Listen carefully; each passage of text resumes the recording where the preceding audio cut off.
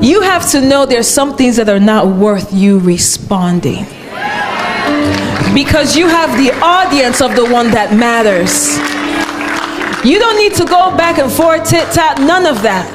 Let God show up and let the fruit of your life respond. All right? Then it says, then Zacchaeus stood and said to the Lord, look, Lord, I give half of my goods to the poor. And if I have taken anything from anyone by false accusation, I restore fourfold.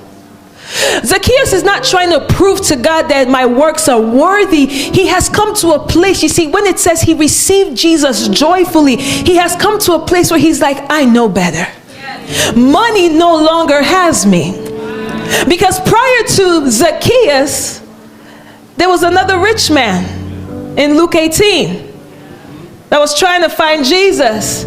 Came to him and was talking about the things that Jesus is like, but you still got some bondage. He's like, look, Lord, I do this, I do that, I follow these commandments. And then Jesus says, all right, that's good.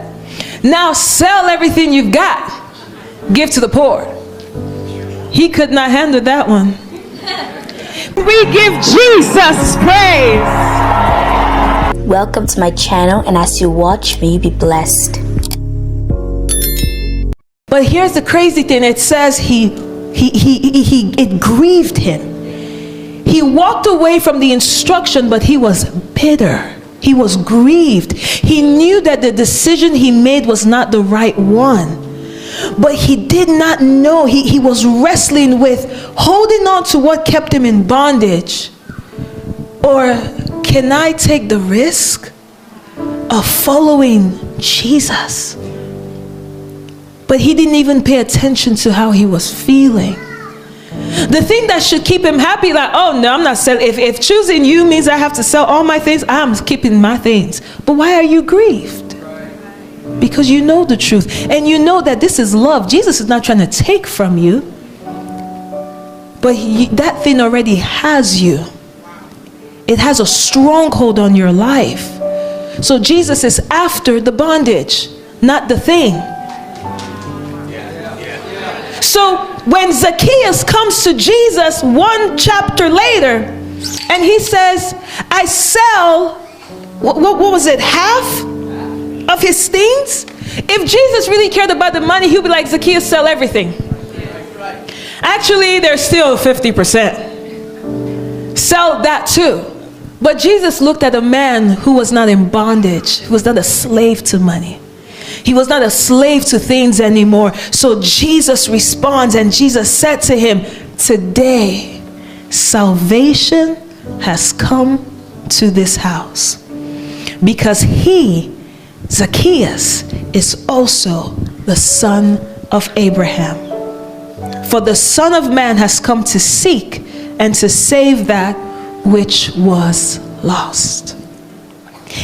Oh, so beautiful. Now, as they heard these things, who are the disciples, right?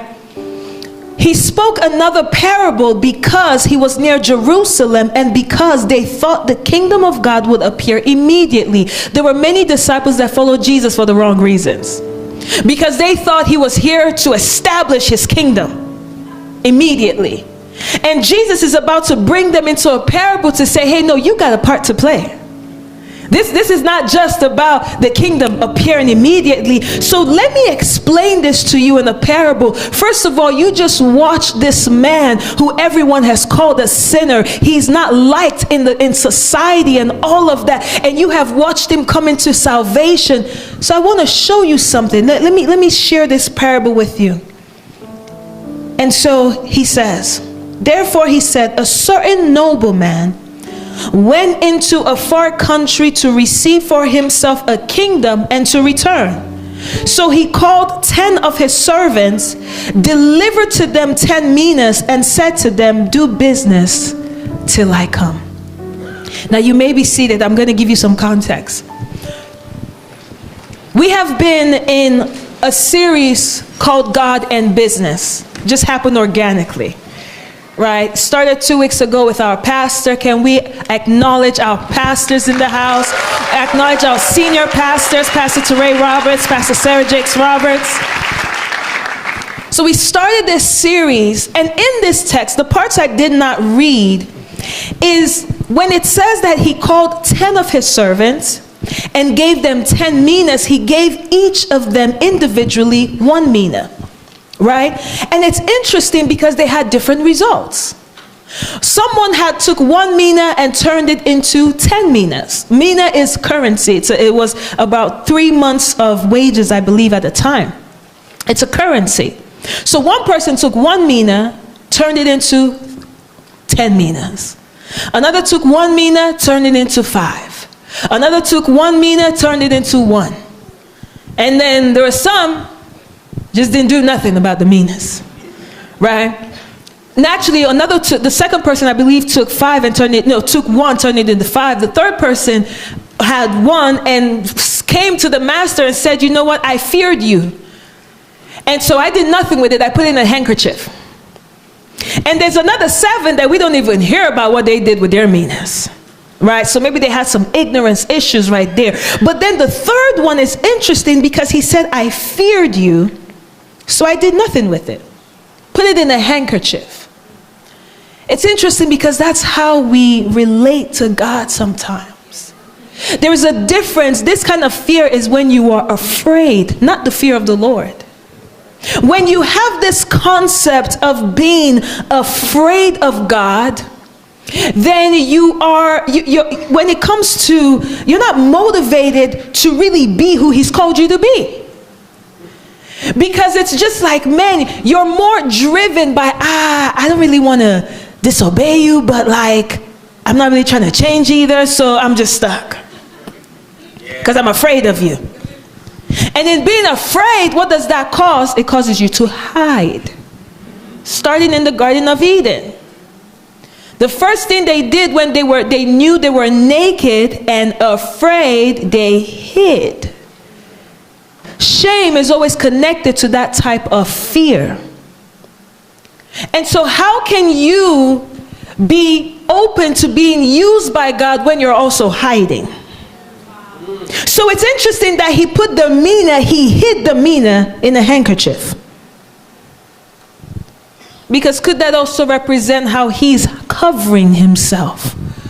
Because he has this perspective, this flawed perspective of God that I feared you, so I did nothing. Like I said earlier, love is the greatest motivator for change. Love is the greatest motivator to be who God called you to be. If you live from this place of rules and regulations according to the law, you would always break it. Because there is no relationship there. It's just checklists. Okay, my boss told me to do this. All right. But there's no relationship. So if I miss it, his love is, he loves me still. But when it's relationship, it's like, man, I don't want to hurt this person. I don't want to disappoint this person. We walk together. And I recognize how much you love me. So Lord, help me. Let's figure this out together. But I don't want to jump into that area yet, right? So let me go back to the series. So in the series, we started talking about how there's an emphasis on how God uses business to bring forth his kingdom, right? And God's people had a misunderstanding of the kingdom. They thought, like I said, that it would just appear. And then God is correcting them to show them that no, you have a part to play. You have a hand in this. Right? And then he tells them there is, because when they bring minas to him, so when the servants, you got to read the whole thing, it will bless you. But when the servants bring back a return on what he gave them, instead of him saying, oh, great, now here's more minas, he responds and tells them, now take territory. Rule over 10 cities for the one who brought 10 minas. Now rule over 10 cities. So according to the amount they brought, he gave them territory. That they will now become leaders and rulers in those spaces. Thanks for watching. Here on my channel, we post daily doses of faith, hope, and inspiration. and also powerful sermons and uplifting worship. So if you found this video helpful, make sure to leave a like, subscribe, comment, and turn on the notification button so you don't miss out on any of my videos. See you in my next one. Bye!